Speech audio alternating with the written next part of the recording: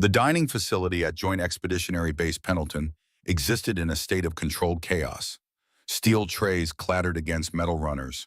Hundreds of voices merged into a low rumbling ocean of sound. The air carried the institutional smell of mass-produced food floor cleaner and the particular musk of bodies fresh from training exercises under the California sun. It was 1845 hours.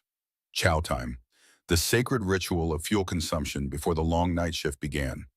Commander Evelyn Thorne sat alone at a corner table 37 feet from the main entrance, 22 feet from the emergency exit. The placement was not accidental. Nothing in Evelyn's life was accidental. She had chosen this table on her first day at the base 6 months ago, and she had returned to it every evening since. Same chair, same angle, same ritual. Her uniform told no stories. Sterile charcoal gray coveralls, government issued, devoid of name tape or rank insignia. The only identifier was a small circular patch on her left shoulder. Black background. A phoenix rising from flames rendered in dark crimson thread, its wings interwoven with stylized radio waves. In its talons, a single lightning bolt. Beneath the image, words in muted silver, stitching, Fides Antennibus, faith in the antenna. To the uninformed eye, it meant nothing. To those who knew, it meant everything. It meant she operated in spaces most warriors would never see, fighting battles that would never make the news, protecting assets whose very existence was classified above top secret. But to the 4 Marine Force reconnaissance operators who were making their way across the dining facility, swagger in every step, it meant only one thing. Target. Evelyn ate with mechanical precision.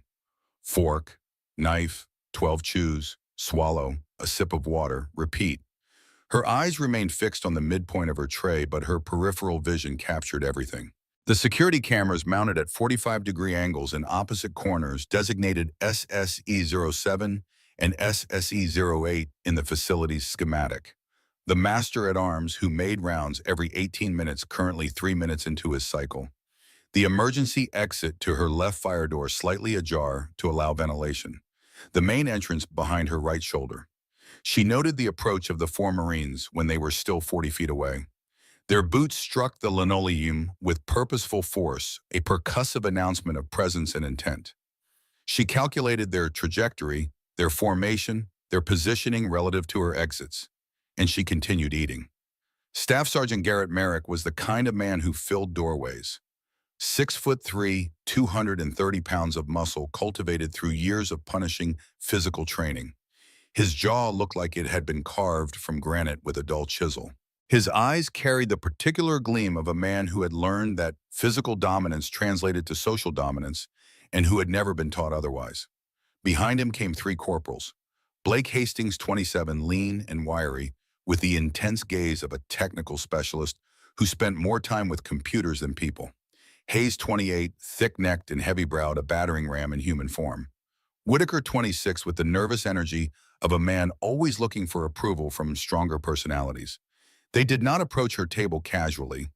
They executed a flanking maneuver with the precision of men trained to close off avenues of escape. Hastings moved to the main entrance 37 feet to Evelyn's right rear. His body blocked the primary egress route. Hayes drifted to the emergency exit, positioning himself in front of the fire door. Whitaker stepped close to her table, his hip blocking the narrow gap between her chair and the adjacent seating. Merrick approached from the front, his massive frame casting a shadow across her tray under the sodium vapor lights. A cage of flesh and muscle, deliberate and complete. Evelyn finished chewing. She placed her fork and knife parallel on the plate, perfectly aligned. Only then did she lift her head. Her eyes were the color of winter storms over the North Atlantic, pale gray, almost colorless in certain light. They met Merrick's gaze with the emotional temperature of a machine calculating variables. "Well, well," Merrick said. His voice boomed intentionally loud enough to turn heads at nearby tables.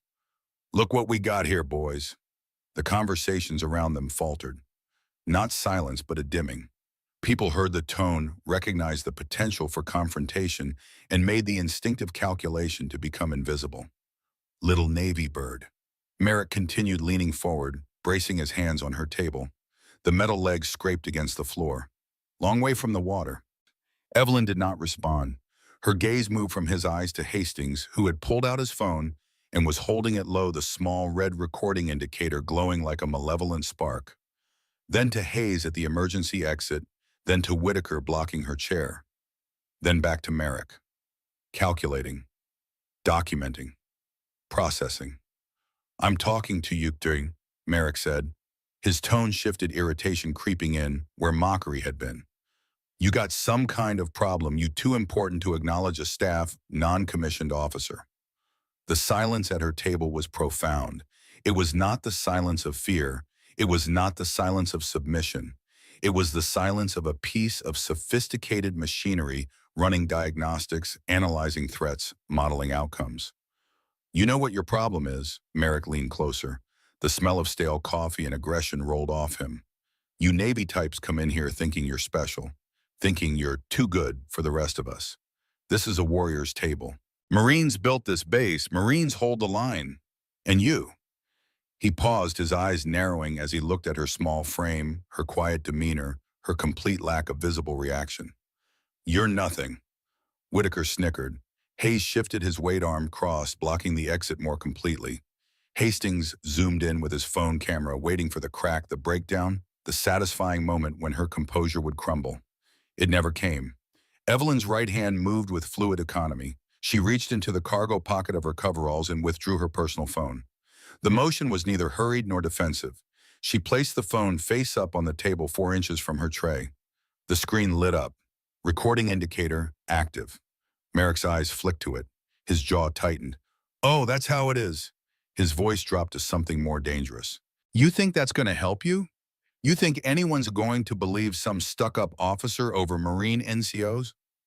He moved, shifting his position to more completely block her line of sight to the rest of the dining facility. Hayes and Hastings closed ranks, tightening the perimeter. The psychological pressure was immense, a wall of muscle and malice designed to make her feel small, trapped, helpless. "Let me tell you something, ma'am." Merrick's voice became almost intimate, low enough that only she and his team could hear. "Equipment fails sometimes, radio malfunctions, systems break down, and when that happens, people die. You remember that. You remember that equipment failures are a real tragedy." The words hung in the air like cordite smoke after a gunshot. Equipment failure.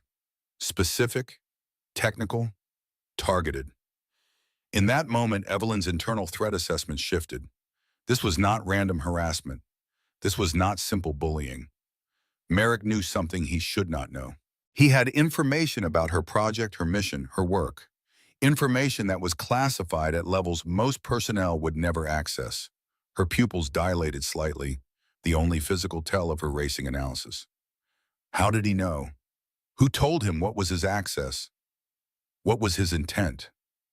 The questions cascaded through her mind in microseconds, but her face remained a placid mask. She took a slow breath. In through her nose, 4 counts. Hold for 2.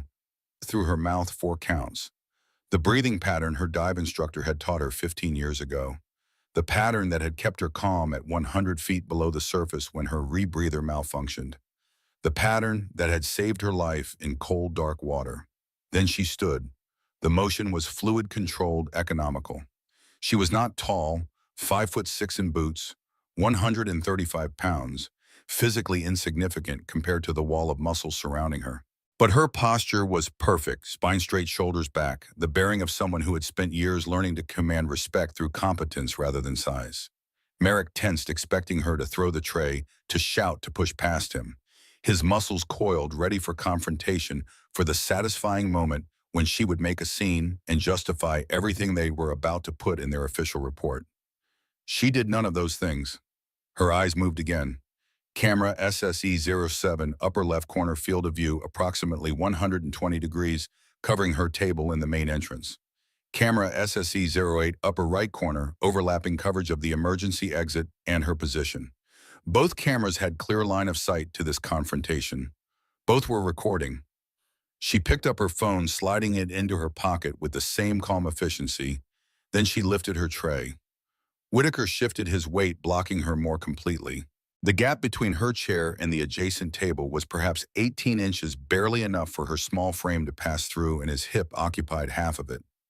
She took 1 step to her left, a pivot on the ball of her foot, a slight turn of her shoulders. Her body came within 6 inches of Whitaker's chest. He instinctively recoiled, creating a gap. Not because she touched him, not because she threatened him, but because something in her absolute calm, her complete lack of fear, was profoundly unsettling. She flowed through the opening like water through a crack, never making contact, never acknowledging the obstruction. She walked to the tray return station, deposited her tray in the collection window, placed her utensils in the proper receptacle, walked toward the exit with measured, unhurried steps. Behind her, the four Marines stood in a confused cluster. Their planned confrontation had simply dissolved. They had prepared for anger, for tears, for submission, for anything except this complete, absolute dismissal. Merrick's face flushed dark red, his hands clenched into fists. "Yeah, you better walk away," he shouted at her, retreating back. His voice cracked slightly, the hollow sound of impotent rage. "You don't belong here. We're going to make sure everyone knows that. We're going to win in your life." Evelyn reached the exit. She paused for exactly 1 second. Her head turned not to look at Merrick, but to look at camera SSE-07. Direct eye contact with the lens. A deliberate acknowledgement. Then she walked out into the California evening. The base was settling into its night cycle. Streetlights flickered on, casting pools of yellow across the pavement. The temperature had dropped 15 degrees since sunset, the desert releasing its heat into the cloudless sky. Evelyn walked with the same measured pace, her boots striking concrete in a steady rhythm. Her mind, however, was not calm. It was running calculations at a furious pace. Merrick knew about equipment, specifically equipment failure. Most personnel on this base had no idea what her unit did. Naval Special Warfare Development Group, Signals Intelligence, and Electronic Warfare Detachment. Project Fides and Tenebus. The name itself was classified. The mission parameters were classified above top secret. The fact that they were testing new quantum-encrypted tactical communication systems was known to perhaps 200 people in the entire Department of Defense. How did a Marine Force reconnaissance staff sergeant know to threaten equipment failure? The question gnawed at her as she walked her feet, carrying her toward the Provost Marshal's office without conscious thought. It was the right move, the only move. Document the threat, file the report, let the system process it. But as she walked, the fragments of memory surfaced unbidden and unwelcome. She was 6 years old, wearing a pink dress her mother had bought for the occasion, standing in a massive room filled with radio equipment and computer terminals. Her father, Colonel James Thorne, lean and weathered in his desert camouflage uniform, was showing her around his tactical operations center. It was 1991. Operation Desert Storm. The air war over Iraq. "This is how we won, sweetheart," he said, his hand resting on a communications console. "Not just bombs, not just tanks, information. We know where they are. They don't know where we are. That's the whole game." His voice was filled with the quiet pride of a man who had found his purpose. He was not a trigger puller, not a door kicker. He was a signals officer, a master of the invisible battlefield, where radio waves and encrypted data determined who lived and who died. 4 years later, he was dead. 1995. A training exercise at Fort Bragg. A routine helicopter flight in marginal weather. Radio malfunction. The pilots lost contact with the tower, lost their navigation in the clouds, flew straight into a mountain. Colonel James Thorne killed instantly. Captain Miranda Thorne, intelligence analyst, and his wife dead beside him. Evelyn, 10 years old, became an orphan because someone had not checked a radio properly. The memory faded as she approached the Provost Marshal's office. The building was utilitarian concrete block, painted the same beige as every other administrative structure on the base. Inside, fluorescent lights hummed. The air conditioning rattled. The master-at-arms on duty looked up from his computer screen. He was young, perhaps 23, with the crisp uniform and eager expression of someone still new enough to care about regulations. "Can I help you, ma'am?" Evelyn approached the desk and presented her common access card. The master-at-arms slid it through the reader. His eyes moved to his screen. They widened just slightly. Whatever clearance level and unit designation had just populated on his display was clearly above his pay grade. He sat up straighter. "Yes, Commander. How can I assist you?" "I need to file a report," Evelyn said. Her voice was level and motionless, the flat affect of someone presenting factual information. "Incident of harassment and potential security threat." The master-at-arms pulled up the appropriate form. "Please go ahead, ma'am." Evelyn spoke for exactly 3 minutes and 40 seconds. Her report was 214 words. It contained the date, the time down to the minute, the precise location in the dining facility. It named Staff Sergeant Garrett Merrick, United States Marine Corps. It noted the presence of 3 additional Marines, one of whom had recorded the incident on a personal electronic device. It quoted Merrick's final threat verbatim. "Equipment fails sometimes. Radio malfunctions. Systems break down. And when that happens, people die." It noted that the entire incident occurred within direct line of sight of security cameras SSE-07 and SE-08. It contained no emotional language, no speculation about motives, no adjectives describing how she felt. It was a sterile factual account, the kind of report a piece of scientific equipment might produce if it could observe and document human interaction. At the end, she added one critical sentence. "Based on Staff Sergeant Merrick's specific reference to equipment failure in the context of a classified project, I formally request immediate counterintelligence review for potential security violation." The master-at-arms blinked. "Ma'am, that will trigger an automatic NCIS investigation." "Correct," Evelyn said. "That is my intent." She signed the report with her digital certificate. The system generated a case number, a timestamp, a paper trail that could not be erased or ignored. She took her copy and walked out. The night air was cold now. She looked at her watch. 1923 hours. The confrontation in the dining facility had occurred at 1845. 38 minutes ago, already she knew Merrick and his team would be crafting their own narrative, their own version of events designed to paint her as unstable, as aggressive as someone who needed to be removed from her position. It was a familiar pattern. She had seen it before.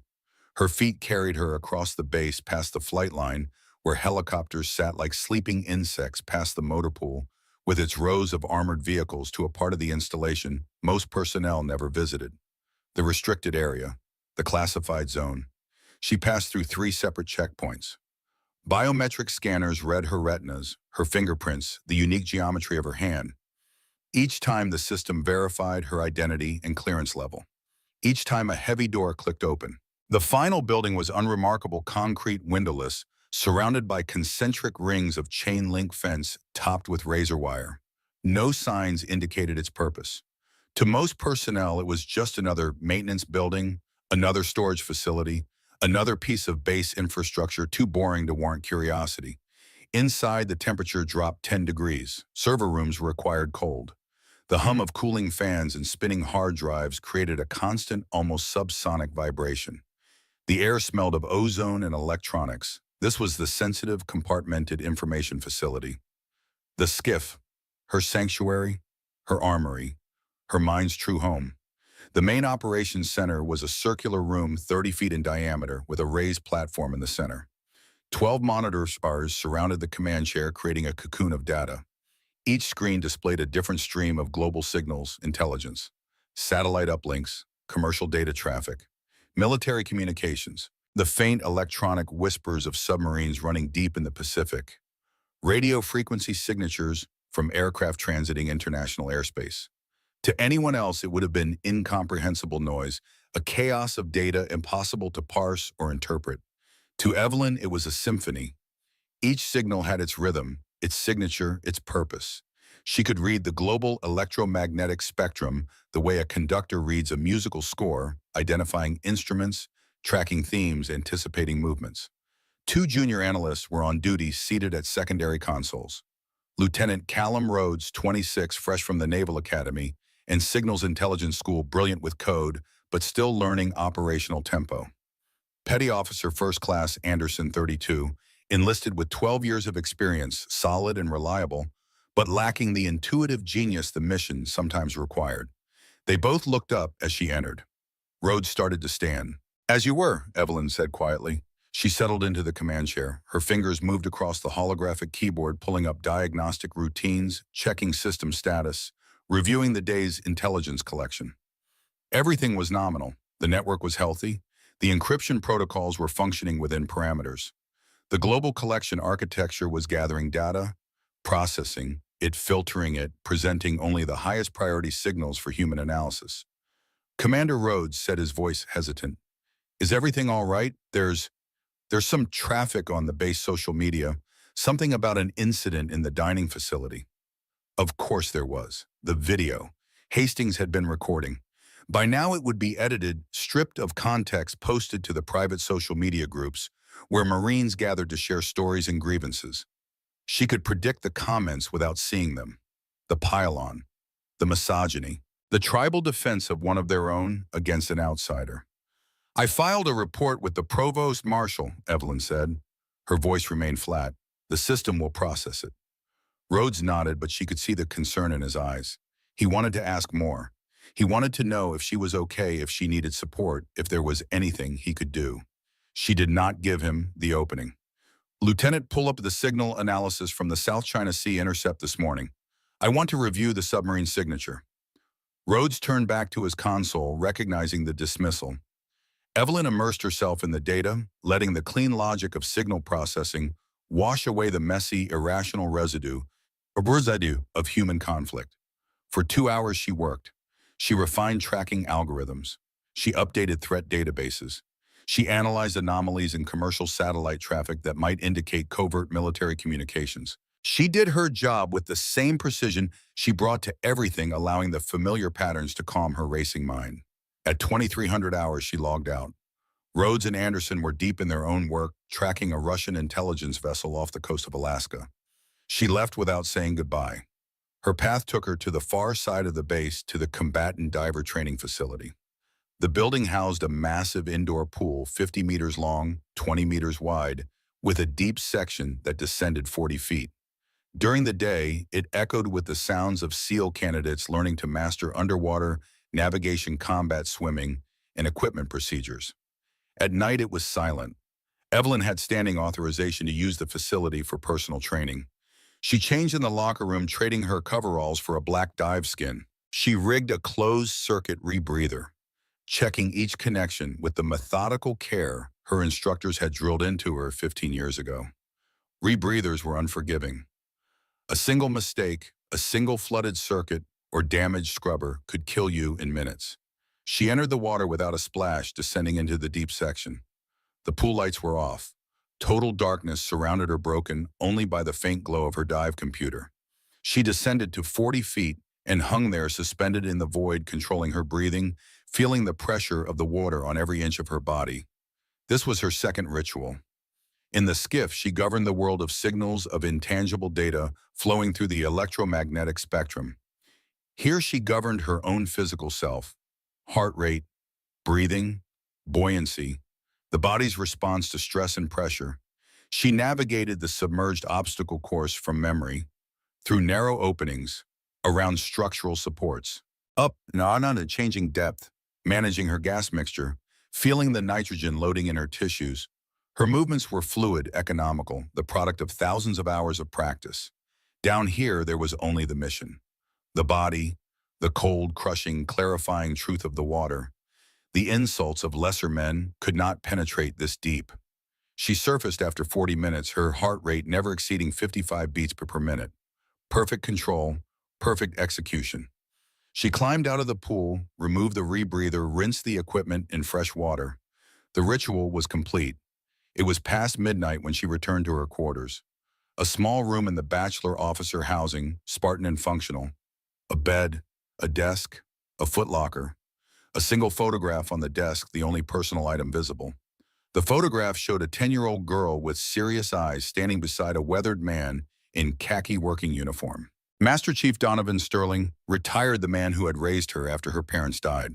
Sterling had been her father's closest friend, a cryptologic technician who had served with Colonel Thorne in Desert Storm.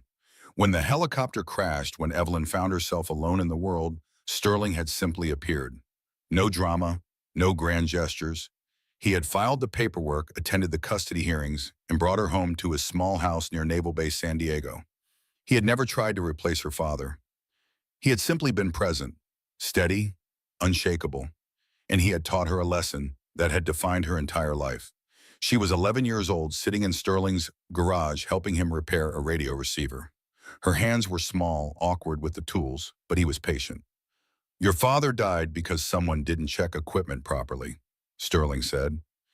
His voice was matter-of-fact, not cruel, but not sugar-coated either. Radio malfunction, maintenance failure. Someone cut a corner, signed off on an inspection they didn't actually complete, and two good people died. Evelyn had nodded, saying nothing. The grief was still too raw for words. You make sure that never happens again, Sterling continued. You make sure that when your name is on a piece of equipment, when your signature is on a maintenance log, it means something. It means perfect. It means lives protected. You understand? Yes, Chief. And Evelyn, he had paused, setting down his screwdriver, meeting her eyes. Your silence isn't a weakness. It's a strength. While other people are talking, running their mouths, making noise, you're observing. You're learning. You're seeing what they miss. Don't let anyone make you ashamed of being quiet. The memory faded. Evelyn looked at the photograph for a long moment, then turned off the light and lay down on her bed, still in her dive skin, not bothering to change. Sleep did not come easily. Her mind replayed the encounter in the dining facility, analyzing every detail, every word, every implication. Merrick's threat about equipment failure was not random. It was too specific, too targeted. Someone had told him about her project. Someone had given him information he should not have. The question was who and why. At 0200 hours, her phone vibrated. A text message from an unknown number. No caller ID, just 5 words. You should withdraw your complaint. Evelyn stared at the screen. She took a screenshot, uploaded it to an encrypted server, and sent a copy to the NCIS emergency contact number that Agent Sullivan Cross had provided during her initial security briefing 6 months ago.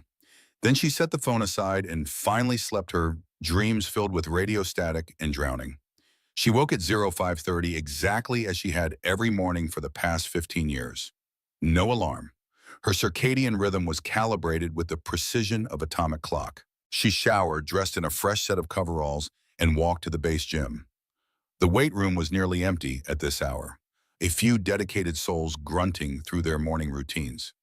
She ignored them, moving to the pull-up bar. 30 dead-hang pull-ups, perfect form, followed by push-ups, sit-ups, a core routine designed by SEAL instructors to build functional strength rather than aesthetics. She was not large. She was not physically imposing. But her body was a machine maintained with the same obsessive care she brought to every other system in her life. At 0700 hours, her phone rang. Captain Nathaniel Brennan, her commanding officer. 52 years old, former SEAL Team 6 operator, now in charge of the entire Naval Special Warfare Development Group detachment at Pendleton. Commander Thorne, I need you in my office. Now. His voice carried an edge she recognized. This was not a request. She arrived at the headquarters building 15 minutes later. Brennan's office was on the second floor, Spartan, like her own quarters, but with the addition of unit plaques, photographs from deployments, the accumulated detritus of a 30-year career in special operations. Brennan was behind his desk, his face grim. On the computer screen in front of him, a document was displayed. The Marine Corps formal complaint, she realized. Already filed, already moving through channels. Sit down, Evelyn. She sat. Brennan turned the screen so she could see it. Colonel Vincent Hawthorne, commanding officer of 3rd Marine Force Reconnaissance Company, filed this at 0600 this morning.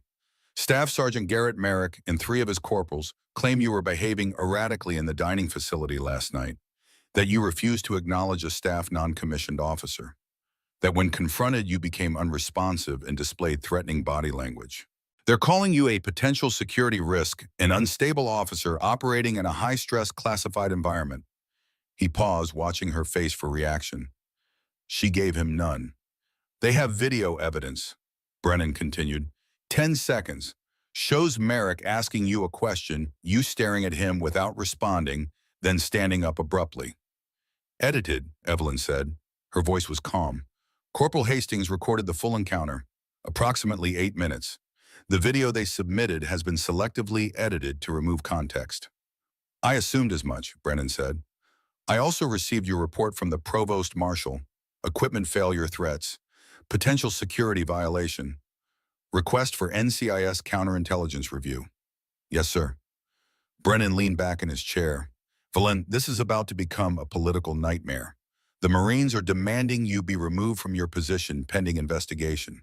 Colonel Hawthorne is making noise about inter-service cooperation, about Navy officers disrespecting Marine NCOs, about good order and discipline. I understand, sir. Do you? Brennan's voice sharpened. Because in 72 hours we go live with Trident Tide, the largest joint military exercise in a decade. And you are the linchpin of the entire communications architecture. If you're not in that skiff, if you're not running that network, the whole thing falls apart. Sir, I am fully prepared to execute the mission regardless of any administrative investigation. Brennan studied her for a long moment. He had worked with her for 6 months now. He had watched her operate. He had seen her take complex, impossible signals, intelligence problems, and solve them with a speed and precision that left career analysts stunned. He trusted her competence, absolutely. But competence and politics were two different battlefields. The system is going to investigate this, he said finally. JAG has already assigned Lieutenant Commander Victoria Ashford to review the harassment complaint. NCIS is looking into the security angle based on your report about the equipment failure threat. It's going to take time. I understand, sir. But Colonel Hawthorne is pushing hard. He wants immediate action. He wants you suspended, removed from the skiff, sidelined until the investigation is complete. Brennan's jaw tightened. And I don't have the political capital to fight him. Not without more ammunition. Evelyn nodded slowly. What are my orders, Captain? You're restricted from the main skiff for the next 48 hours. You can work from the backup station, the secondary facility on the south end of the base. It has limited capability, but you can monitor the network, maintain basic operations. It was a compromise, a political hedge. Keep her technically in the loop while appearing to take the Marine complaint seriously. Understood, sir. Evelyn. Brennan hesitated, then spoke more quietly. Off the record, are you all right? For a moment, just a fraction of a second, her mask slipped. Her eyes showed something beneath the ice. Pain, exhaustion, the weight of carrying perfection as both armor and burden. Then it was gone. I'm fine, sir. The mission is what matters. Brennan nodded. Dismissed. She stood, executed a perfect about-face, and walked out. 60 hours until Trident Tide. 60 hours until the largest test of her quantum-encrypted communications network. 60 hours until she would either prove her system worked or watch it fail in front of the entire Department of Defense. And now 60 hours to operate under investigation with her access restricted and her enemies circling. As she walked across the base toward the backup facility, her phone vibrated again. Another text message, same unknown number. Accidents happen. She stopped walking, looked at the message, felt something cold and heavy settle in her chest. This was not random harassment. This was a campaign, coordinated, deliberate. She forwarded the message to Agent Cross at NCIS, then continued walking. The backup station was a much smaller facility, a hardened bunker built during the Cold War, repurposed for overflow operations. Inside, the equipment was older but functional. 3 workstations instead of 12. Limited network access, but enough to do her job. She settled into the chair and began her work. Checking system logs, reviewing access records for the past 6 months, looking for patterns, anomalies, anything that might explain how Merrick had known to threaten equipment failure. And she found it 3 weeks ago, a query against her project database. Not a deep penetration, just a surface probe checking file names and directory structures. The kind of reconnaissance an attacker does before planning a real breach. The source IP address traced to the Marine Force Reconnaissance Company Tactical Operations Center. The network terminal in their headquarters building. The timestamp was 0200 hours, middle of the night. Someone had logged in using a valid credential, run the query, then logged out. The whole thing took less than 3 minutes. She could not prove it was Merrick. The system logs showed only that someone with legitimate access to that terminal had run the search. But the timing aligned perfectly with his duty schedule. He would have had opportunity, access, and motive. Evelyn sat back in her chair, her mind racing through implications. If Merrick had been probing her classified systems, that was espionage. That was a federal crime. That would explain why he wanted her discredited and removed before the investigation could trace the breach back to him. But it raised another question. Why? What was his motivation? Simple harassment did not explain hacking into classified networks. There had to be something bigger, something she was not seeing yet. Her phone rang. NCIS Agent Sullivan Cross. Commander Thorne, this is Agent Cross. I received your report and the follow-up text messages. I'm officially opening a counterintelligence investigation. I need you to come to my office for a formal interview. When Agent Cross, now if possible, I'll be there in 20 minutes. She logged out of the backup station, secured the facility, and drove across the base to the NCIS field office. Cross was waiting for her in a small interview room. 45 years old, gray hair, cut military, short eyes that missed nothing. Commander, tell me everything. She did.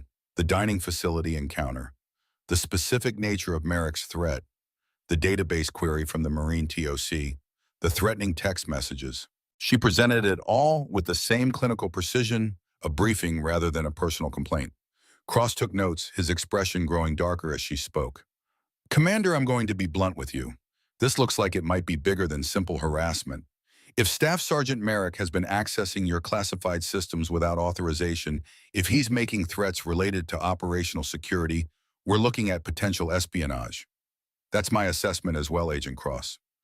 I'm going to need a warrant to search his personal devices, his barracks, his communications records. That's going to take time. In the meantime, I need you to document everything, every interaction, every threat, every anomaly. Can you do that? Yes, sir. Good. And Commander, Cross met her eyes. Watch your back. If this is what I think it is, you're not dealing with a bully. You're dealing with someone who has something to lose. And desperate people do desperate things. Evelyn nodded and left the office. The rest of the day passed in a blur of routine operations. She worked from the backup station, monitoring the global signals network, tracking the same Russian submarine off Alaska, analyzing satellite communications from the Middle East. The work was meditative, a return to the clean logic of mathematics and physics. But in the back of her mind, a clock was ticking. 48 hours until Trident Tide. At 1800 hours, she returned to her quarters. On the floor, just inside her door, was a small piece of paper. Folded once, no envelope. She picked it up, carefully touching only the edges. Unfolded it. Handwritten message in block capitals. Withdraw your complaint. Accidents happen. Her hands did not shake. Her breathing did not quicken. She photographed the note from multiple angles, documenting its position, its appearance. Then she placed it in a plastic evidence bag from her desk drawer and sent another encrypted message to Agent Cross. The handwriting was distinctive, blocky, angular letters with a slight rightward slant. She had seen that handwriting before on equipment checkout logs in the skiff. Equipment signed out by Corporal Whitaker for maintenance inspections. The conspiracy was confirmed. Multiple people were involved. This was coordinated. She sat on her bed holding the evidence bag and allowed herself one moment of honest emotion. Fear. Not the fear of physical harm, not the fear of confrontation, but the deep, visceral fear that she was about to lose everything she had built. Her career, her purpose, the mission that had defined her life since her parents died. She had quit once before. 5 years ago, when the harassment at SEAL Team 3 had become unbearable, when her own command had not believed her, she had walked away. Transferred out. Started over in signals intelligence. She had promised herself she would never quit again. Evelyn looked at the photograph on her desk. Master Chief Sterling weathered and calm, his hand on young Evelyn's shoulder. She heard his voice in her memory as clear as if he were standing in the room. Your silence is your superpower, Evelyn. While they talk, you see everything. While they make noise, you're 3 steps ahead. Don't let them make you quit. Don't let them take this from you. She placed the evidence bag in her desk drawer, locked it, and lay down on her bed. Tomorrow, Trident Tide would begin, and she would be ready. Because that was what mattered, not her feelings, not her fear, not the threats or the harassment or the political games. The mission, always the mission. She closed her eyes and slept the dreamless sleep of someone who had learned to compartmentalize pain, to box up emotion and file it away until it was useful. Outside, the base settled into its night cycle. Lights dimmed. Patrols made their rounds. In the Marine barracks, Staff Sergeant Garrett Merrick and his team celebrated what they thought was their victory, certain that the Navy officer would fold, would withdraw her complaint, would disappear like so many others had before her. They did not know they were wrong. They did not know that Commander Evelyn Thorne had already built contingencies, already documented everything, already set in motion, a chain of events that would either vindicate her completely or destroy her career. They did not know that in 48 hours, when the largest military exercise in a decade collapsed into chaos, she would be the only person who could save it. And they definitely did not know that their harassment was not random bullying, but the opening move in a much larger, much more dangerous game. A game involving foreign intelligence services, classified technology, and the future of American military communications. But Evelyn knew, she always knew. Because while they had been talking, making threats, playing their games, she had been observing, analyzing, preparing, and now the trap they thought they had set for her was about to close on them instead. The Joint Operations Center at Pendleton had been transformed overnight into something resembling a vision of future warfare. The massive hangar-sized space hummed with the concentrated energy of 200 military personnel preparing for the most ambitious war game the Department of Defense had conducted in over a decade. Exercise Trident Tide, 72 hours of simulated near-peer conflict across land, sea, air, and the electromagnetic spectrum. 5,000 troops deployed across 3 states, naval assets in the Pacific, air assets from 6 different bases, and at the center of it all, the invisible architecture that made modern warfare possible. Communications, command and control, the nervous system of military power. Lieutenant General Patricia Sutton stood on the command platform surveying her domain with the satisfied expression of a conductor before a symphony. 56 years old, 3 stars on her collar, 32 years of service that had taken her from a second lieutenant in the First Gulf War to this moment. She was Blue Force commander, responsible for proving that American military technology and training could defeat a hypothetical adversary equipped with cutting-edge Russian and Chinese systems. The holographic battlespace display dominated the center of the room, a 3-dimensional map 30 feet across, showing terrain units, assets, and threats in real time. Blue icons for friendly forces, red icons for the opposing force, the opt for the highly trained specialists whose job was to break Blue Force systems and expose weaknesses. Everything looked perfect. Status check, Sutton said, her voice carrying across the operations floor. Air assets green, called the Air Force liaison. 16 aircraft on station, full sensor suite operational. Naval assets green, reported the Navy captain. Surface action group in position, submarine assets deployed. Ground forces green, confirmed the Marine colonel. All units reporting ready status. Communications network green, said the signals officer, a Navy commander Sutton did not recognize. Quantum encryption handshake established across all nodes. Latency within acceptable parameters. Sutton nodded. The communications network was the crown jewel of this exercise. A new quantum encrypted tactical system designed to be virtually unhackable, immune to the electronic warfare techniques that had proven so effective against conventional military communications in recent conflicts. If it worked as advertised, it would revolutionize how American forces operated. And if it failed, $40 million and 3 years of development would be wasted. All stations, this is Trident Actual, Sutton said. Exercise commences in 5 minutes. Blue Force show them what excellence looks like.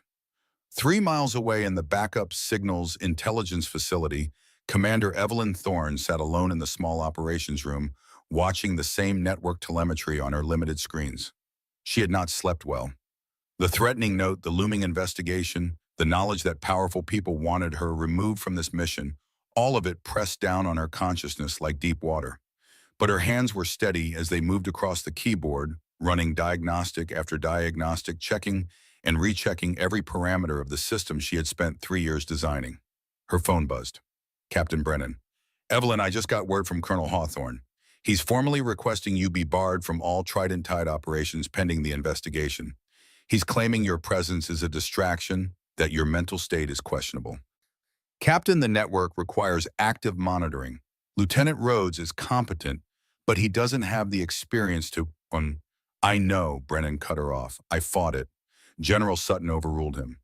You stay on the network, but you monitor from backup station only. No access to the main skiff, no physical presence in the JOC. You're a ghost, invisible. Understood. Understood, sir.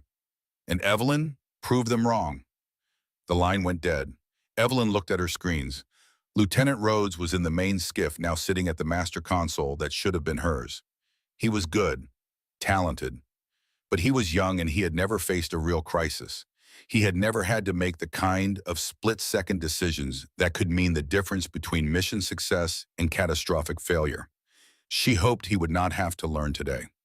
Exercise Trident Tide began at 0 to 800 hours with the precision of a choreographed dance. Blue Force units moved into position. Aircraft launched. Naval vessels maneuvered. The holographic display in the JOC came alive with movement and data. For the first hour, everything went exactly according to plan. Blue Force communications were flawless. Encrypted voice channels carried clear commands. Data links transmitted targeting information. GPS provided precise positioning. The quantum encryption system performed beautifully its nearly unbreakable security, allowing Blue Force to operate with complete confidence in their information superiority. General Sutton allowed herself a small smile. This was how it was supposed to work. Technology and training in perfect harmony.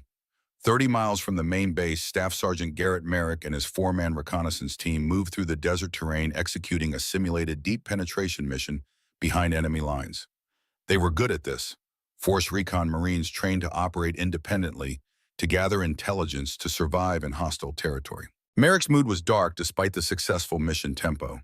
The Navy commander had not withdrawn her complaint. The investigation was moving forward. NCIS had interviewed him yesterday asking pointed questions about his access to classified systems, about his interactions with Commander Thorne, about things he thought had been buried. But he told himself it did not matter. She was just one officer. He had his team, his unit, his brothers.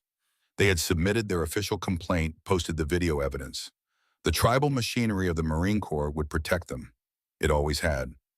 Pathfinder 2, this is Pathfinder Actual, he said into his radio using the tactical call sign for this exercise. Approaching checkpoint Bravo. No enemy contact. The response came back immediately, crystal clear through the quantum encrypted network. Copy Pathfinder Actual. Proceed to objective. Be advised, Red Force activity detected in your sector. Merrick smiled. Red Force was about to have a very bad day. Hour 12 of the exercise. The sun had reached its apex and begun its descent toward the western horizon. Blue Force was winning decisively. Red Force had attempted several electronic warfare attacks trying to jam communications, spoof GPS signals, inject false data into the network. Every attempt had failed. The quantum encryption was living up to its promise. In the backup facility, Evelyn watched her screens with growing unease. Something was wrong, not obviously wrong. All the metrics showed green. All the systems reported nominal status. But there was a pattern in the data that bothered her, a subtle asymmetry in the encryption handshake timing. 0.4 seconds of latency that should not exist. She pulled up the detailed logs, drilling down into the microsecond level timing data that most analysts never even looked at. There, the encryption handshake was taking 0.4 seconds longer than it should. Not enough to degrade performance, not enough to trigger alarms, but enough to indicate that something was introducing delay into the system. Something that was not supposed to be there. She opened a secure channel to the main skiff. Lieutenant Rhodes, this is Commander Thorne. I need you to run a full diagnostic on the encryption layer. I'm seeing anomalous latency. Rhodes's voice came back slightly uncertain. Ma'am, all systems show green. The latency is within acceptable parameters. I understand, Lieutenant, but I need you to check the source code integrity. Compare current execution against the baseline hash values. A pause. Ma'am, that will take 30 minutes and require taking the encryption offline for analysis. Do it, Lieutenant. Now. Another pause, longer this time. Ma'am, I need to clear that with Captain Brennan. Taking the network down during the exercise. Lieutenant, I am giving you a direct order. Run the diagnostic. Commander, with respect, I'm under Captain Brennan's operational control for this exercise. I need his authorization. Evelyn's jaw tightened. Rhodes was following protocol, by the book, exactly as he had been trained, but protocol was about to get people killed. Lieutenant, patch me through to Captain Brennan. Before Rhodes could respond, everything changed. It started with a flicker on the holographic display in the JOC, a brief distortion like static on an old television. Then the GPS feeds began to drift. Slowly at first, Blue Force units showing positions 50 meters off their actual locations, then 100 meters, then 200. Signals what's happening. General Sutton's voice cut through the operations center. Ma'am, we're experiencing some GPS interference, the signals officer reported. Likely red force jamming. It's within expected parameters. But it was not within expected parameters, and it was not red force. The drone video feeds began to pixelate. Aircraft reported intermittent loss of encrypted voice communications. Ground units started reporting that their tactical data links were showing corrupted information. Then the cascade began. The holographic battlespace display did not just degrade, it inverted. Blue Force unit positions swapped with Red Force positions. Friendly icons turned red. Enemy icons turned blue. The fire support systems designed to calculate and execute precision strikes against hostile targets suddenly locked onto friendly forces. Cease fire! General Sutton's voice boomed across the operations center. Kill all automated fire support systems now! Alarms shrieked. Red strobes bathed the room in hellish light. 200 personnel erupted into controlled chaos, everyone trying to understand what had just happened, how their invincible network had collapsed so completely and so quickly. Signals report, Sutton demanded. The signals officer's face had gone pale. Ma'am, the entire spectrum is compromised. We're not just being jammed. Someone is ejecting false data directly into our network. They're spoofing our encryption, making our own systems think enemy units are friendly and friendly units are enemy. How is that possible? The quantum encryption is supposed to be unhackable. I don't know, ma'am. It's not. This isn't normal electronic warfare. This is something else. In the field, Americ's team stood frozen in confusion. Their radios had dissolved into static. Their GPS showed them in the middle of the Pacific Ocean, and according to the emergency backup channels that were still partially functional, Blue Force fire support had just locked weapons on their position. Pathfinder's actual, this is any station. We are being targeted by friendly fire. Corporal Hayes shouted into his radio, Abort, abort. Static was the only response. The exercise umpire's neutral observers, who monitored the training and assessed casualties, approached Merrick's team with grim expressions. Staff Sergeant, your entire unit is assessed as KIA, friendly fire from your own artillery systems. You're out of the exercise. Merrick stared at them in disbelief. What? How? Network failure. Your command thought you were the enemy. In a real conflict, you'd all be dead. They were escorted to a debriefing tent where dozens of other Blue Force units were gathering, all of them assessed as casualties, all of them victims of their own fire support systems turning against them. Merrick sat in stunned silence, listening to the chaos on the command net. The entire Blue Force network had collapsed. 18 minutes into the crisis, and no one had any idea how to fix it. In the backup facility, Evelyn's fingers moved across her keyboard with surgical precision. She had been right. The 0.4-second latency had been the symptom. Someone had modified the quantum encryption algorithm, not obviously, not in a way that would trigger standard security checks, but subtly, elegantly creating a vulnerability that could be exploited at exactly the right moment. This was not Red Force. Red Force did not have the access to modify source code in her classified system. This was insider sabotage, and she knew exactly when it had happened. 72 hours ago, when she had been restricted from the main skiff, someone with physical access to the primary console had made the modification, then knowing she would not be there to catch it. Her phone rang. Captain Brennan, his voice tight with barely controlled fury. Evelyn, General Sutton is demanding answers. The network is down. 5,000 troops are combat ineffective. What the hell is happening? Sir, the encryption algorithm has been compromised. Someone inserted a backdoor, a vulnerability that allows external actors to inject false data. Who, how, where? I don't know who yet, but they had physical access to the main skiff 72 hours ago. They modified the source code while I was restricted from the facility. A long silence on the other end. Jesus Christ, how long to fix it? I can't fix it from here, sir. I need direct access to the main console. But more importantly, I need to understand the full scope of the compromise before I start making changes. If I just patch the vulnerability, whoever did this might have secondary triggers, fail-safes. Evelyn, I'm putting you on with General Sutton. Explain it to her. The line clicked, a new voice hard and demanding. This is General Sutton. Who am I speaking with? Commander Evelyn Thorne, ma'am. Naval Special Warfare Development Group, Signals Intelligence and Electronic Warfare. Commander, can you fix my network? Yes, ma'am, but I don't care what you need. Captain Brennan tells me you designed this system. I have 5,000 troops in the field who cannot communicate, cannot navigate, and who are being targeted by their own fire support. Fix it, now. Ma'am, I'm currently restricted from the main SCIF due to an ongoing investigation.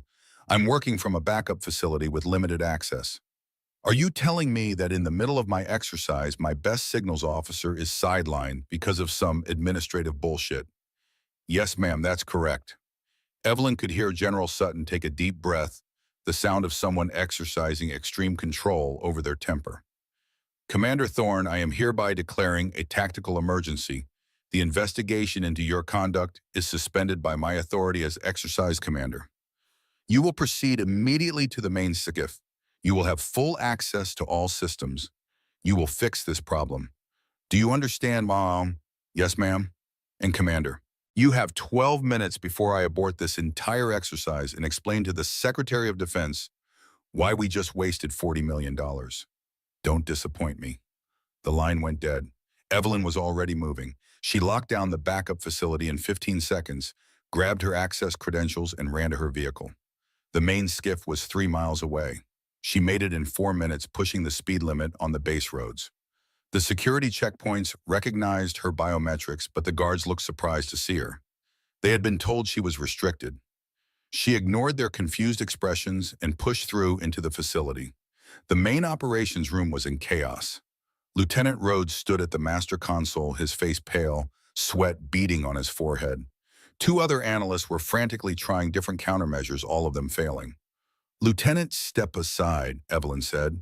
Her voice was calm, quiet, but it carried absolute authority. Rhodes practically leaped out of the chair. Evelyn slid into her seat, her hands already moving across the controls before she had fully settled.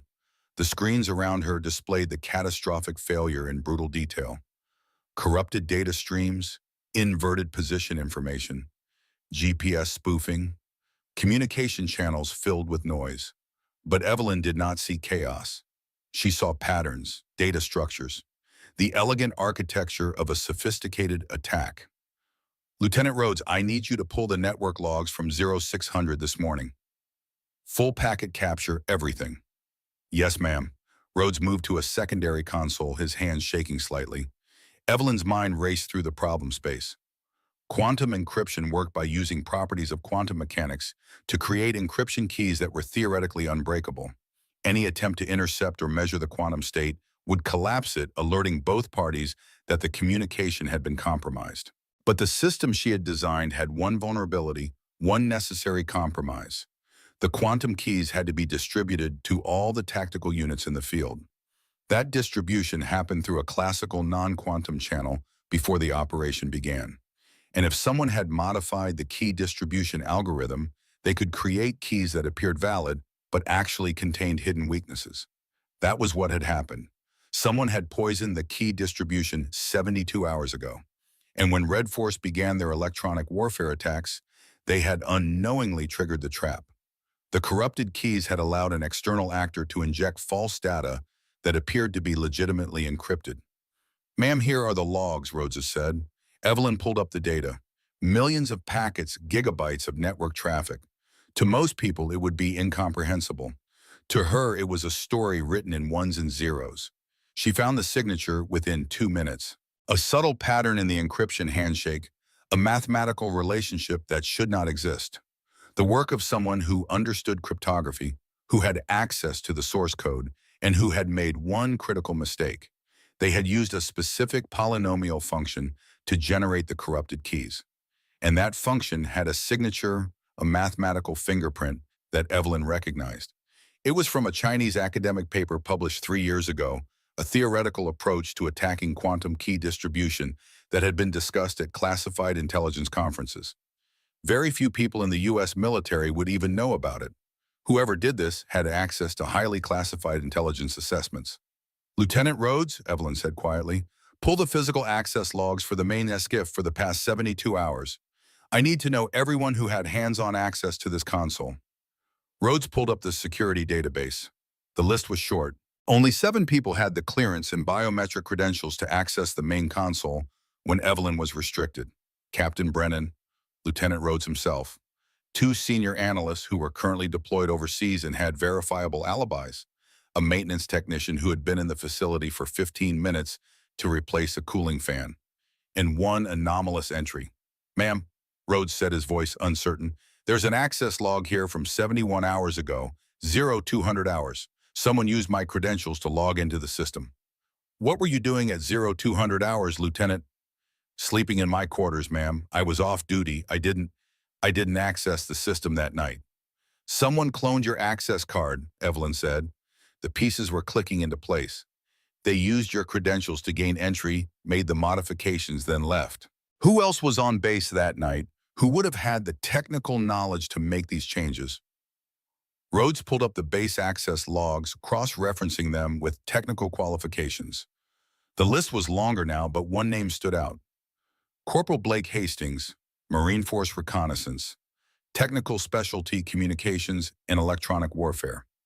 The same corporal who had recorded the dining facility incident, the same Marine who was part of Merrick's team. Evelyn's expression did not change, but something cold and hard settled in her chest. This was not harassment. This was espionage. Lieutenant opened an encrypted channel to NCIS agent Sullivan Cross. "Tell him I have evidence of insider threat. Tell him to obtain a warrant for Corporal Blake Hastings' personal devices and quarters. Tell him to do it now."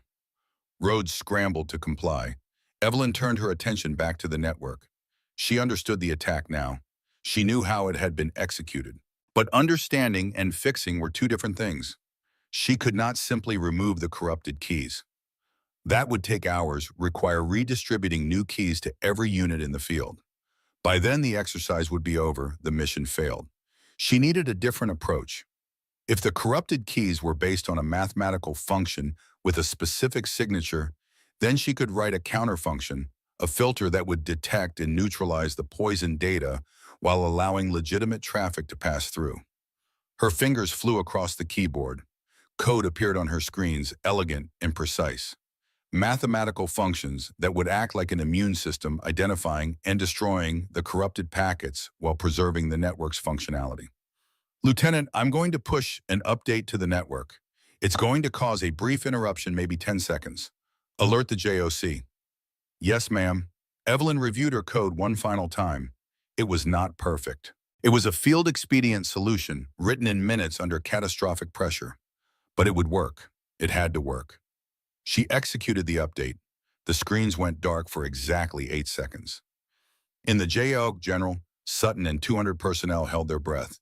Then the holographic display flickered back to life. But it did not return to normal.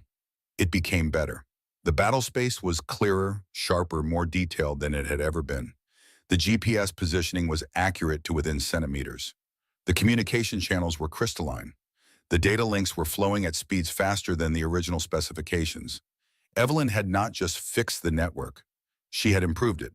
By using the attack's own structure against itself, by turning the corrupted keys into a kind of filter, she had inadvertently created a system that was more efficient than her original design. The network was now processing data faster, encrypting more securely, and operating with lower latency than it had before the attack. In the JOC, the signals officer stared at his console in disbelief. "Ma'am, network is not just restored, it's operating at 300% improvement over baseline specifications." General Sutton looked at the holographic display, watching Blue Force units receive perfect intelligence, perfect positioning, perfect communications. "Get me Commander Thorne on the line, now." In the skiff, Evelyn's phone buzzed. "Commander, this is General Sutton. What did you just do to my network?" "Ma'am, I identified the attack vector, isolated the corrupted encryption keys, and implemented a filter that converts the attack structure into an enhancement layer. The network is now using the adversary's own modifications to improve performance." A long silence. "You turned their attack into an upgrade." "Yes, ma'am." "How long did that take you?" 11 minutes, ma'am." Another silence, longer this time. "Commander Thorne, stand by. Don't touch anything else." But Evelyn was not done. She had fixed Blue Force's network. Now she was going to destroy Red Force. The same backdoor that had allowed the attack to succeed was still open. The adversary thought they had one thought Blue Force was crippled. They did not know Evelyn had not just defended. She had counterattacked. She traced the attack signature back through the network following the data packets to their source. Red Force had 3 mobile electronic warfare emitters orchestrating the attack. She found them within 90 seconds. She opened a channel to the JOC. Trident Actual, this is Commander Thorne. I have identified 3 Red Force mobile EW platforms. Uploading firing coordinates now. General Sutton's voice came back immediately. Confirmed. Weapons systems engage targets. The simulated fire support systems locked onto the coordinates Evelyn had provided. In the field, 3 Red Force trucks equipped with sophisticated jamming equipment suddenly found themselves under precision attack from Blue Force artillery.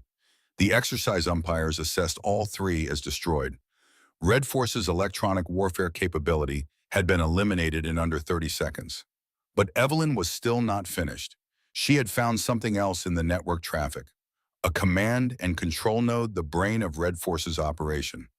It was mobile, difficult to track, hidden among the electronic noise of the exercise. But Evelyn was very good at finding signals in noise. She located the mobile command vehicle, calculated its position based on signal timing and triangulation. Then she did something that made Lieutenant Rhodes' eyes go wide. She took control of Blue Force drone Sky 7. The drone was under Red Force electronic attack. Its navigation compromised, its video feed corrupted. But Evelyn's new network filter gave her perfect control. She overrode the drone's autonomous systems, fed it direct telemetry via a burst transmission on a frequency Red Force was not monitoring. Sky 7, this is Ghost. I have control of your aircraft. Proceeding to target. The drone banked sharply, its cameras locking onto the Red Force command vehicle. Evelyn painted the target with a laser designator, feeding targeting data directly to the drone's weapon systems. The simulated Hellfire missile launch was perfect. In the JOC, the holographic display showed the Red Force command node disappear in a flash of red. Total time from network restoration to complete Red Force defeat, 4 minutes and 38 seconds. General Sutton stood on her command platform watching the display with an expression somewhere between shock and admiration. Someone get me Commander Thorne, in person, right now. But Evelyn was already making one more call, to NCIS Agent Sullivan Cross. Agent Cross, this is Commander Thorne. I have traced the network intrusion.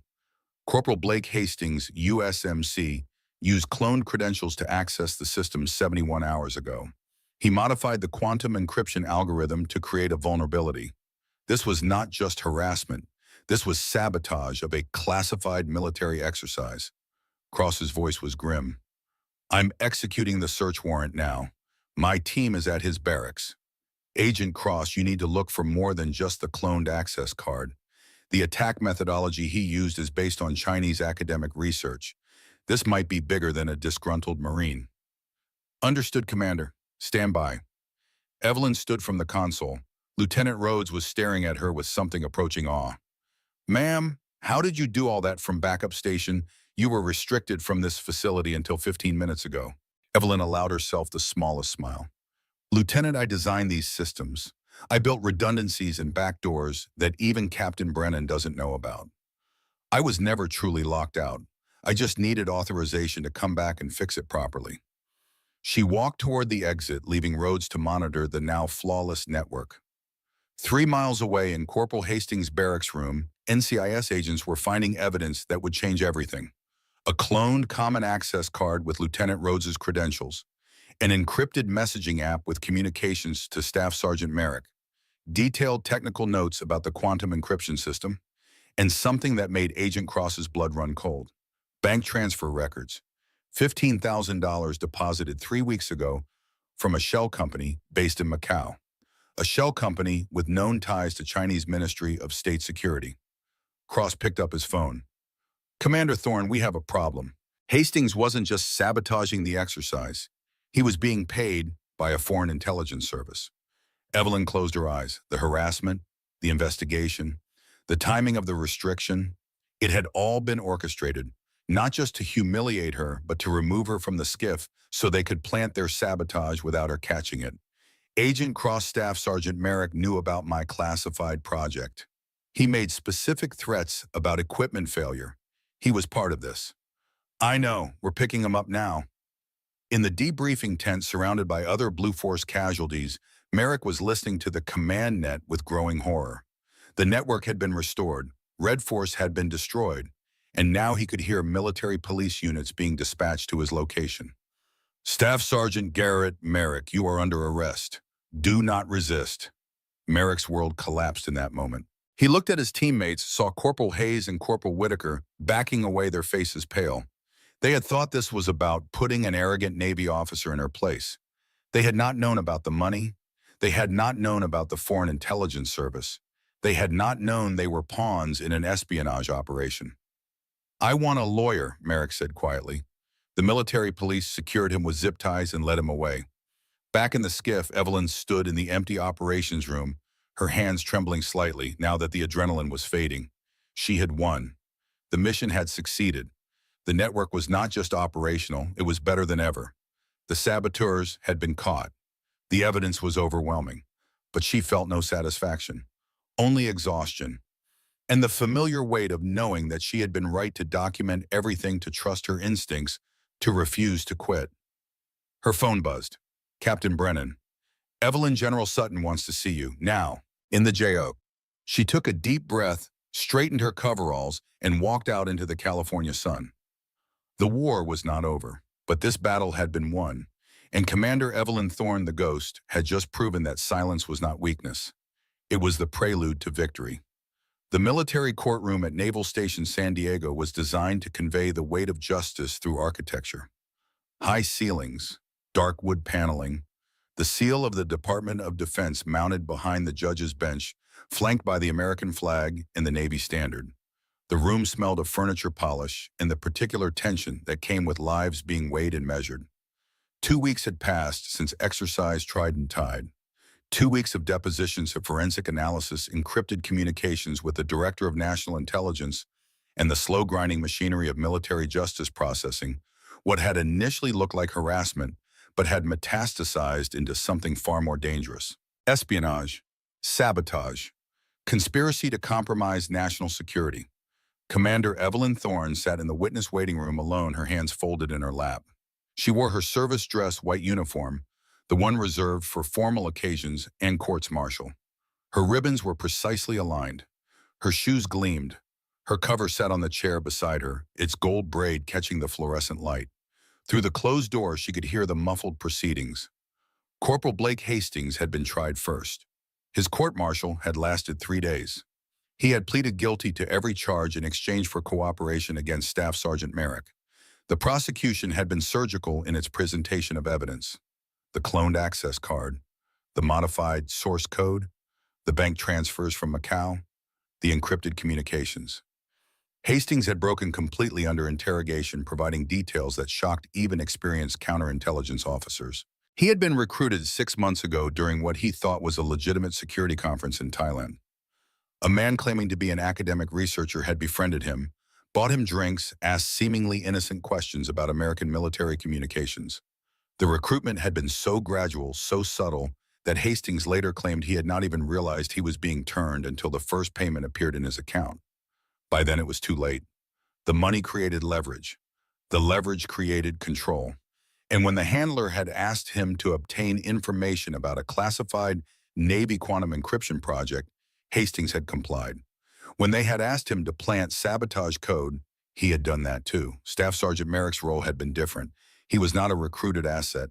He was an opportunist. When Hastings had shown him the information about Commander Thorne's project, when they had realized she was the designer of the system they were being paid to compromise, Merrick had seen a solution to multiple problems. Remove the expert, discredit the system, collect the payment, and deal with an officer who represented everything he resented about the changing military. The harassment had been cover. The investigation had been a tactic. The timing had been perfect. With Thorne restricted from the main skiff during the crucial 72 hours before the exercise, Hastings had been able to plan his modifications without the one person who would have caught them immediately. They had been smart. They had been careful. But they had made one critical mistake. They had underestimated her. The courtroom door opened. A Navy paralegal, young and nervous, stepped into the waiting room.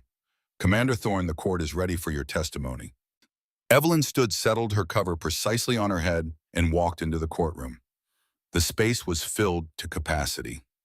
Officers from every service branch, journalists with security clearances, congressional staffers cleared to observe classified proceedings. In the gallery sat Captain Brennan, his face impassive but his eyes communicating support. Beside him sat Master Chief Donovan Sterling, 70 years old and retired, but wearing his dress uniform anyway, every ribbon and medal testament to a career that had spanned 4 decades. He had driven 8 hours from San Diego to be here. Evelyn had not asked him to come. He had simply appeared this morning, standing outside the courthouse holding 2 cups of coffee. "Thought you might need some moral support," he had said. "I'm fine, Chief." "I know you are. I came anyway." At the defense table sat Staff Sergeant Garrett Merrick, wearing his service uniform, stripped of all insignia except basic rank. His attorney, a Marine Corps captain from the Judge Advocate General's Corps, looked tired. This was not a case you could win. This was a case you managed, trying to minimize damage, hoping for some shred of mercy from the panel of officers who would decide Merrick's fate. At the prosecution table sat Lieutenant Commander Victoria Ashford, the JAG officer who had been assigned to investigate the original harassment complaint and had instead found herself prosecuting one of the most significant counterintelligence cases in recent military history. The military judge, a Navy captain with 25 years of service, looked at Evelyn as she approached the witness stand. "Please state your name and rank for the record." "Commander Evelyn Thorne, United States Navy." "You may be seated." Evelyn sat, her posture perfect, her hands resting calmly on the witness stand railing. She had been in high-pressure situations before, had made split-second decisions that affected national security, had operated in environments where a single mistake could compromise classified operations. But there was something uniquely terrible about sitting in this courtroom, about having to recount the worst moments of the past month, about having to describe being trapped and threatened while her antagonist sat 20 feet away. Lieutenant Commander Ashford approached the witness stand. She was 40 years old, professional, with the demeanor of someone who believed in the law as both shield and sword. "Commander Thorne, can you please describe for the court what happened on the evening of the dining facility incident?" Evelyn took a breath. Then she told the story. Not with emotion, not with drama, with the same clinical precision she had used in her original report to the Provost Marshal. The approach of Merrick and his team, the deliberate blocking of exits, the physical intimidation, the specific threat about equipment failure. "Commander, when Staff Sergeant Merrick mentioned equipment failure, what was your assessment of that statement?" "It indicated specific knowledge of my classified project. Most personnel on the base have no awareness that my unit exists, much less the nature of our work." The fact that he referenced equipment failure in the context of threatening me suggested he had obtained unauthorized information. "What did you do in response?" "I documented the incident. I filed a formal report with the Provost Marshal. I requested a counterintelligence review based on the security implications of his statement." Ashford pulled up the video evidence on the courtroom monitors. The full 8-minute recording from the dining facility security cameras. The panel of officers watched in silence as Merrick and his team surrounded Evelyn's table, blocked her exits, delivered their threats. They watched her place her phone on the table recording. They watched her stand and leave with perfect control. Then Ashford showed the edited 10-second video that Merrick's team had posted to social media. The contrast was devastating. Context stripped away. Reality distorted. A manufactured narrative designed to destroy her credibility. "Commander Thorne, the defense will likely argue that you held a grudge against Staff Sergeant Merrick, that you used your technical expertise to frame him for crimes he did not commit. How do you respond to that?" Evelyn met the eyes of each panel member in turn. "I do not frame people. I document evidence. The network logs are objective data. They show unauthorized access using cloned credentials. They show modifications to source code. They show the exact time and method of sabotage. The financial records are objective data. They show payments from a foreign shell company with known intelligence ties. The encrypted communications between Corporal Hastings and Sergeant Merrick are objective data. I did not create any of this evidence. I simply ensured it was preserved and presented to the proper authorities." The defense attorney rose for cross-examination. He was in an impossible position and knew it, but he had to try. "Commander Thorne, you were previously forced out of SEAL Team 3 due to a harassment complaint that your command did not believe. Isn't it true that you have a pattern of making accusations against Marines who challenge you? Evelyn's expression did not change, but something cold flashed in her gray eyes. Counselor, I was not forced out of SEAL Team 3. I voluntarily transferred after my command failed to investigate credible reports of sexual harassment. The Inspector General's subsequent review validated my complaints and resulted in disciplinary action against 3 senior enlisted personnel. That is a matter of public record. The defense attorney tried a different approach. Commander, isn't it true that you had the technical capability to fabricate the evidence against my client? That you could have planted the logs, the access records, the modifications yourself? I had the capability. Yes, I did not do so. The forensic timeline of the sabotage occurred when I was physically restricted from the main skiff. Security logs, biometric records, and multiple witness statements confirm my location during the relevant time period. Additionally, the NCIS forensic analysis of Corporal Hastings's personal devices recovered the actual cloned access card, the original source code modifications, and communications that predate my restriction from the facility. The defense attorney sat down. There was nowhere else to go. Lieutenant Commander Ashford called her final witness. NCIS Agent Sullivan Cross took the stand and methodically presented the evidence that had taken 2 weeks to fully develop. The money trail from Macau led to a shell company that was a known front for Chinese Ministry of State security operations. The encrypted communications between Hastings and his handler discussed not just the quantum encryption sabotage, but also requests for information about other classified programs. The technical analysis of the sabotage code showed it was based on Chinese academic research that was only discussed in classified intelligence circles. This was not a crime of opportunity. This was a deliberate, sophisticated foreign intelligence operation. And Merrick, whether he fully understood it or not, had been a willing participant. The prosecution rested. The defense, having nothing to work with, called no witnesses. The panel of officers deliberated for 4 hours. The verdict was unanimous. Guilty on all counts. Staff Sergeant Garrett Merrick was sentenced to 25 years at the United States Disciplinary Barracks at Fort Leavenworth. Dishonorable discharge. Forfeiture of all pay and benefits. A life destroyed not by the woman he had tried to ruin, but by his own choices, his own arrogance, his own willingness to cross lines that should never be crossed. As the military police led him from the courtroom, Merrick looked at Evelyn one last time. His face was pale, his eyes hollow. "You destroyed my life," he said. Evelyn met his gaze without flinching. "No, Sergeant, you destroyed your honor. I simply made sure everyone knew." The courtroom cleared slowly. Officers filed out their conversations, muted and serious. Captain Brennan approached Evelyn, followed by Master Chief Sterling. "How are you holding up?" Brennan asked. "I'm fine, sir." Sterling snorted. "You're exhausted is what you are. When was the last time you slept more than 4 hours?" "I sleep adequately, Chief." "That wasn't what I asked." Brennan cleared his throat. "Evelyn, there's someone who wants to meet you. General Sutton is waiting in the JAG conference room." Evelyn followed Brennan through the courthouse corridors to a small conference room where Lieutenant General Patricia Sutton stood looking out the window at the San Diego harbor. "Commander Thorne," Sutton said, turning. "Thank you for coming." "Ma'am," Sutton studied her for a long moment. "I owe you an apology. When Colonel Hawthorne demanded your removal from Trident Tide, I should have fought harder. I should have trusted Captain Brennan's assessment of your capabilities. Instead, I made a political calculation that nearly resulted in catastrophic mission failure. Ma'am, you followed established protocols for handling personnel complaints. The fault lies with those who abuse the system, not with you for following it. Diplomatic of you, Commander, but we both know the truth. I let institutional bias influence my judgment." Sutton pulled an envelope from her briefcase. "This is from the Secretary of Defense. You're being awarded the Defense Superior Service Medal for your actions during Trident Tide. The citation is classified, but the medal is real." Evelyn took the envelope. "Thank you, ma'am. There's also this." Sutton handed her a second envelope. "A letter from the Director of National Intelligence. Commendation for counterintelligence work. Also classified. Also very real."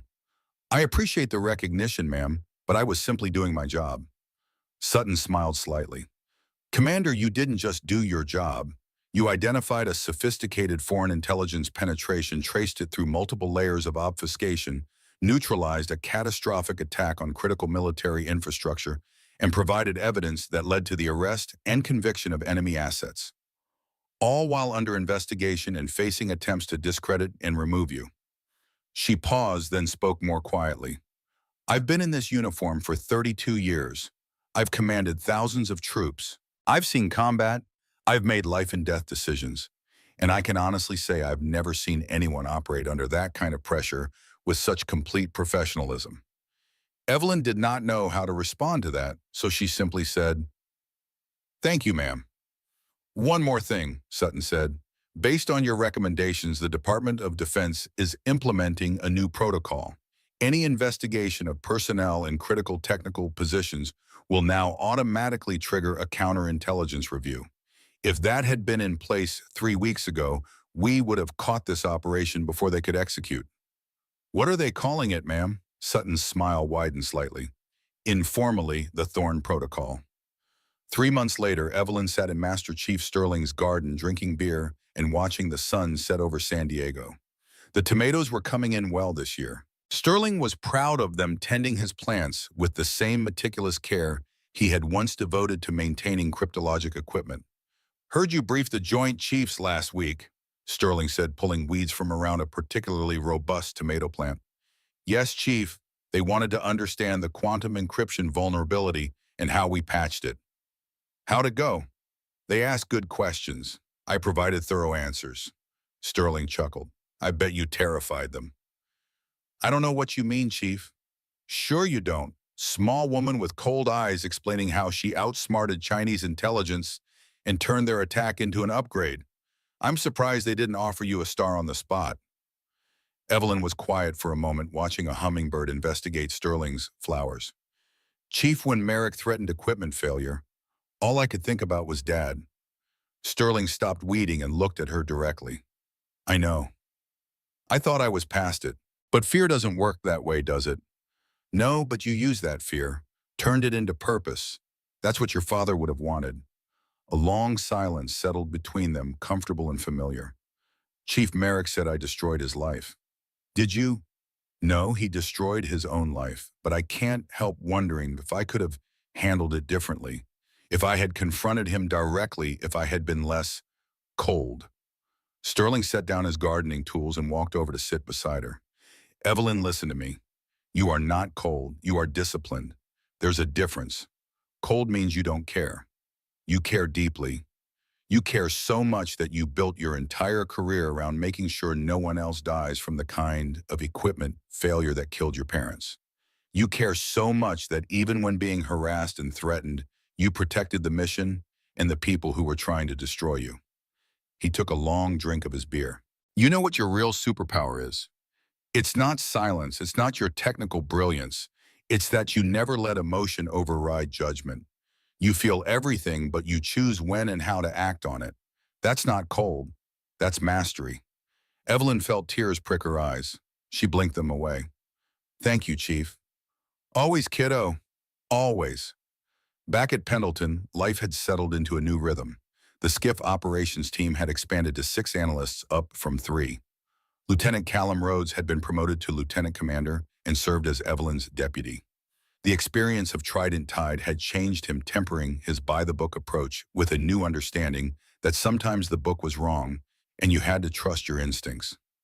The newest addition to the team was Ensign Miranda Winters, 23 years old, fresh from the Naval Academy, wide-eyed and terrified, and determined to prove herself worthy of assignment to such an elite unit. She reminded Evelyn of herself at that age.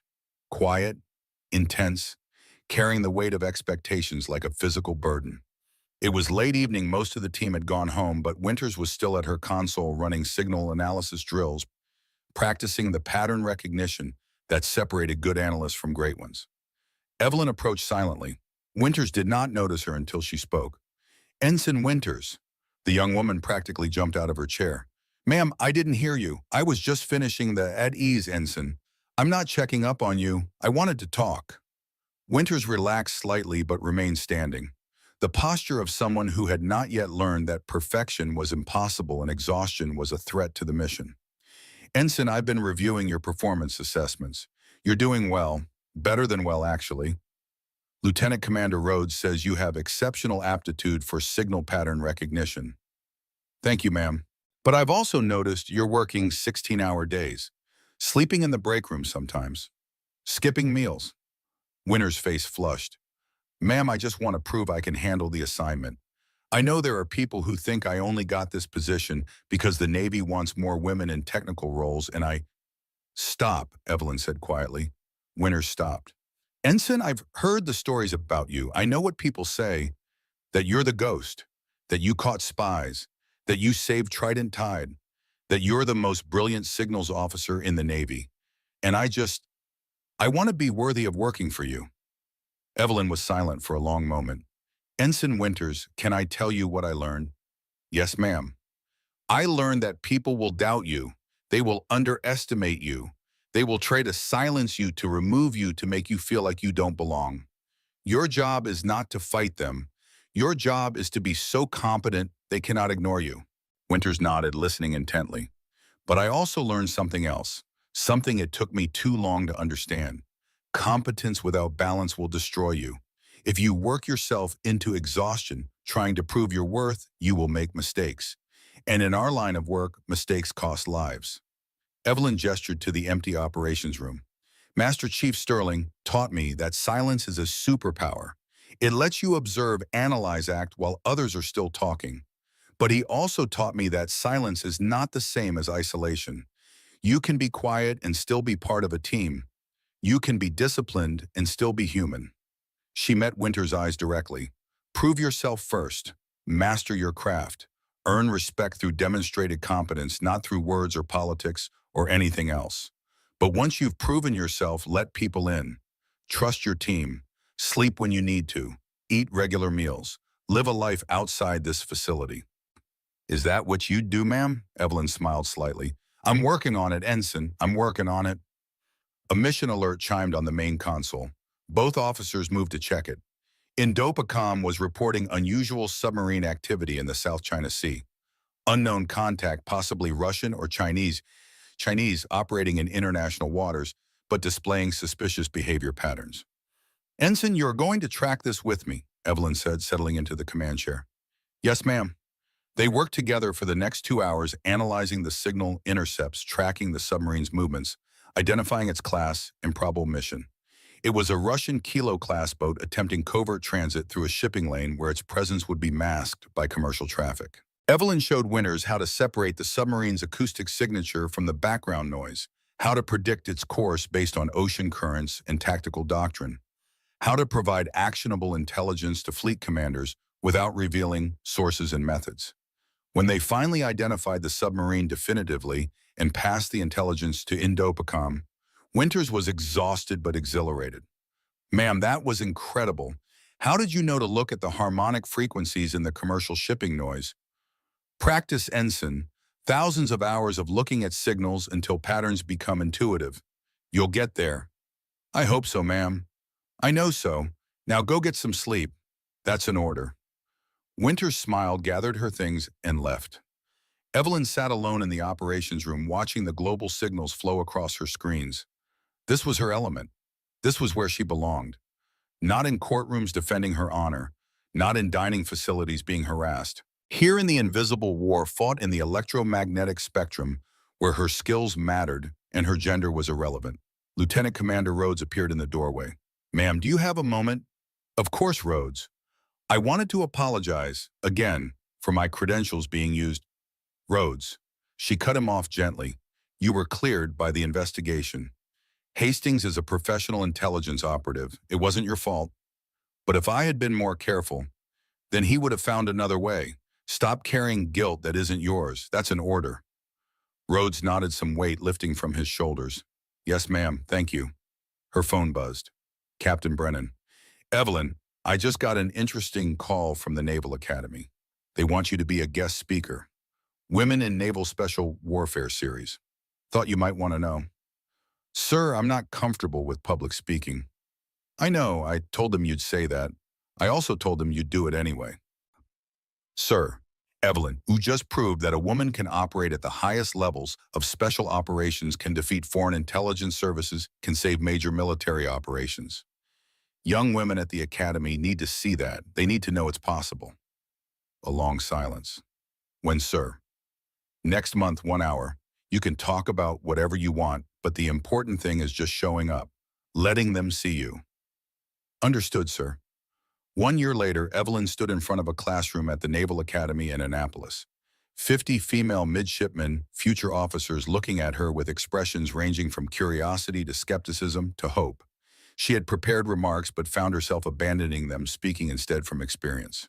When I was 24 years old, I was sexually harassed by a senior enlisted member of my SEAL team. I reported it, I was emotional, I was angry, and I cried during the investigation. Because of that emotion, my command did not believe me. They suggested I was unstable, that I could not handle the stress of special operations, that I should consider a transfer. The room was completely silent. I quit. I transferred to signals intelligence, and I promised myself I would never let emotion be used against me again. I became what people in my unit call the ghost. Silent, controlled, ice. She paused, looking at each face in turn. Last year I was harassed again, this time by Marines who did not like having a Navy officer in their space. But this time I did not quit. I also did not fight the way they expected. I documented everything. I filed proper reports. I continued executing my mission. And when their harassment turned out to be cover for a foreign intelligence operation, my documentation became the evidence that put them in prison. One of the midshipmen raised her hand. Ma'am, what do you say to people who still think women don't belong in combat roles? Evelyn considered the question. I don't say anything. I let my work speak. In one exercise, I identified a sophisticated espionage operation, stopped a catastrophic attack on military communications infrastructure, defeated an enemy electronic warfare campaign, and protected a $40 million national security program. If that doesn't prove I belong, then no words will convince them. And I'm comfortable with that. Another hand went up. Ma'am, how do you deal with the isolation, with being the only woman, the only one who has to prove herself every day? Evelyn was quiet for a moment, thinking about Sterling's garden, about Lieutenant Commander Rhodes and Ensign Winters, about Captain Brennan's unwavering support. I learned that competence earns you respect, but relationships sustain you. Prove yourself first. Master your craft so completely that your value is undeniable. But then let people in. Build a team. Trust your colleagues. You don't have to do it alone. The presentation concluded. The midshipman filed out several, stopping to shake her hand, to thank her, to tell her she had given them hope. One young woman, a senior scheduled to graduate in 3 months, approached last. Ma'am, I've been offered a position in cryptologic warfare. I was worried it wasn't prestigious enough, that I should try for surface warfare or aviation. But after hearing you talk, I think I want to accept it. Evelyn smiled. Follow your strengths, midshipman. The most prestigious assignment is the one where you can make the biggest difference. Thank you, ma'am. And ma'am, we need more people like you. Then become one. Late that night, Evelyn returned to her quarters at Pendleton. The base was quiet, settling into its sleep cycle. She changed into workout clothes and walked to the dive pool.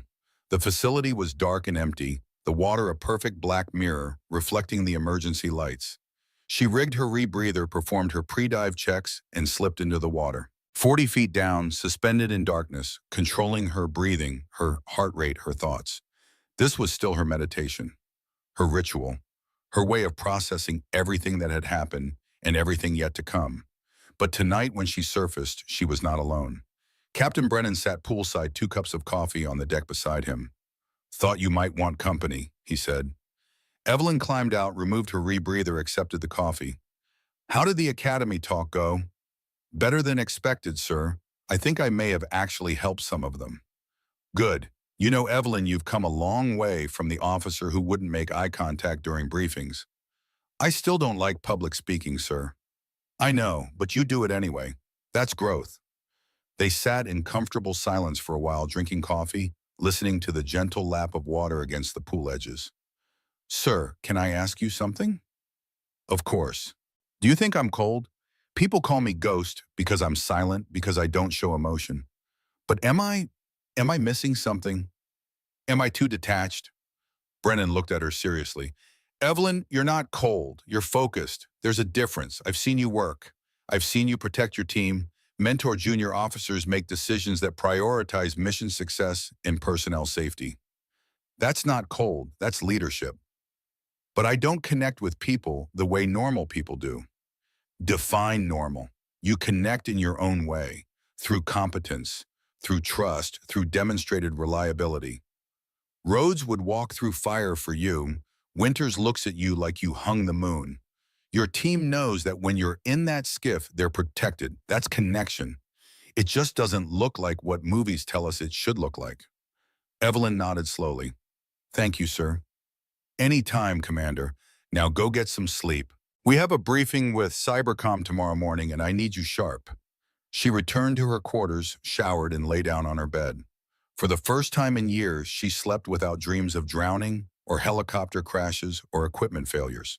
She slept the deep, dreamless sleep of someone who had finally made peace with who they were and what they had become.